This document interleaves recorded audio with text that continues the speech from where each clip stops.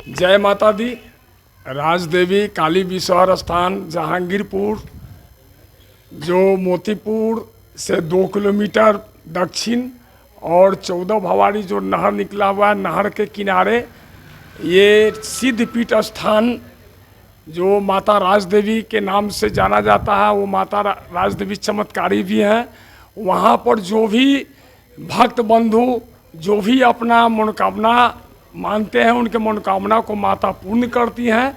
वहाँ पर महादेवी दुर्गा पूजा जो बहुत ही धूमधाम से दिनांक 30/3/2025 को यानी भव्य कलश यात्रा के साथ प्रारंभ हो रहा है, जिसमें बहुत सारे भक्त का एक तांता होगा, जिसमें सभी शांतिपूर्ण ढंग से गाजे बाजे और बहुत सारा झांकी के साथ घूमते हुए कलश यात्रा में भाग लेंगे और कलश भर के फिर राजदेवी स्थान पर उसको स्थापित करेंगे। वहाँ पर लगभग वर्षों से ये दुर्गा पूजा होते आ रहा है और शांतिपूर्ण ढंग से होते आ रहा है। आज तक वहाँ पर किसी भी प्रकार का कोई आपत्तिजनक किसी प्रकार का कोई कार्य नहीं हुआ।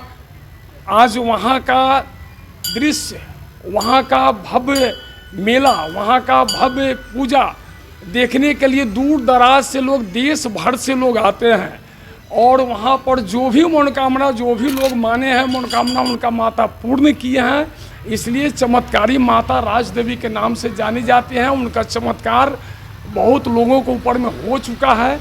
और आप सभी भाई बंधु से मेरा निवेदन होगा कि उस चमत्कारी स्थान पर अपना उपस्थिति दे करके आप भी पुण्य के भागी बने और अपने साथ भी जो साथी आवेंगे उनको भी करावें कि जय जयकार उनका भी हो और आपका भी हो। कहाँ पर ये हो रहा है? यह साढ़ा मेला जो बहुत पुराने मेला है, जो बहुत ही प्रचलित साढ़ा मेला को सभी लोग जानते हैं, देश भर के लोग जानते हैं। साढ़ा मेला से पश्चिम 1 किलोमीटर पश्चिम जो नदी किनारे नहर 14 भवानी के पास में इनका सिद्धपीठ स्थान है। यह भी एक चमत्कारी स्थान है। एक तरफ जो कब्रस्थान है, दूसरे तरफ शमशान है और बीच में ये माता का सिद्धपीठ स्थान है।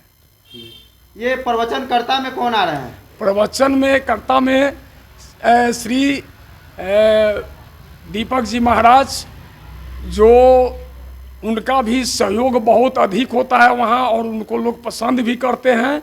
जो महाकाल के नाम से भी जाने जाते हैं। हाँ, उनको पसंद भी करते हैं और हम लोगों के लिए भी वो बहुत सारा योगदान भी देते हैं और हम लोगों को भी बहुत पसंदीदा हैं।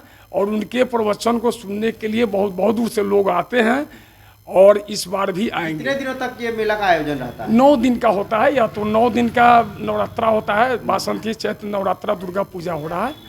इसमें मूर्ति भी माता का बनेगा और बहुत अच्छा प्रसाद भंडारे का वितरण भी होता है। हाँ, भंडारा भी चलेगा। अष्टमी को नवमी को? 7वीं के दिन से शुरू होता है, 7वीं अष्टमी नवमी। क्या परिचय हुआ आपका? मेरा नाम हुआ उपेंद्र महतो। मैं तो एक संस्था से जुड़ा हुआ हूँ, लेकिन LIC का अभिकर्ता के रूप में हूँ। लेकिन अभी जो है कि माता का जब भक्ति मुझ पर सवार होता है तो मैं सब कुछ भूल करके उसमें मैं अपने आप को समर्पित कर देता हूँ। इसलिए कि जीवन में काम से कभी फुर्सत तो मिलेगा नहीं, लेकिन जब सनातन धर्म में जब हम लोग हैं तो कम से कम हमारा सनातन धर्म भी जगा रहे और लोग को हम लोग जितना भी जगा सके। स्थानीय नेतागण का सहयोग मिलता है या नहीं? मिलता है। स्थानीय नेता में हमारे मोहन प्रसाद केसरी जी हो गए और इधर से महेंद्र पासवान जी हो गए और यहाँ तक कि जो वर्तमान अभी विधायक है अरुण सिंह जी, उनका भी सहयोग होता है। और उस स्थान पर बीना देवी जो हमारे भी सांसद हैं, वो सांसद महोदया भी उपस्थित ही अपना दर्ज करा चुकी हैं। और अगल बगल से जो भी नेता, जो भी अभिनेता लोग वहाँ पर अपना वो जाते हैं। चलिए अंकल से भी कुछ पूछते हैं। क्या आपका पहले अपना परिचय दें? मेरा नाम महेश प्रसाद शाह है। मैं जहांगीर पंचायत के रहने वाला हूं और हमारे घर से 1 किलोमीटर पश्चिम यह स्थान है। आपका क्या सहयोग रहता है? मेरा सहयोग दिल जान से रहता है, तन मन धन से रहता है सहयोग, और बहुत ही भव्य मेला लगता है। वहाँ नवरात्रि में कलश यात्रा होती है, कोई किस्म का कोई क्लेम कहीं से नहीं आता है। बहुत सुंदर ढंग से हम लोग मनाते कलश हैं। यात्रा किस दिन है? कलश यात्रा या रामनवमी जो होता है तो 30 तारीख को है, तो उसी दिन कलश यात्रा होगी। बहुत सुंदर ढंग से बहुत काफ़ी संख्या में लड़कियां लोग कलश यात्रा करती है। हम लोग उसमें रहते हैं सहयोग से, और मतलब कि घूमते हैं चारों बगल, पूरे गांव में घुमाया जाता है। कलश यात्रा जलबोजी होती है, और वहाँ जाके दुर्गा माता की जो है कि स्थापना है। ये जो कलश भरने का जो काम होता है, कहाँ से, कौन पोखर या नदी तालाब? नहर से होती है, नहर से। बम नहर के नाम से प्रसिद्ध है। वहीं नहर से जलबोजी होती है और पूरे गांव में घुमाकर वहाँ जलबोजी होकर फिर स्थान पर लाया जाता है।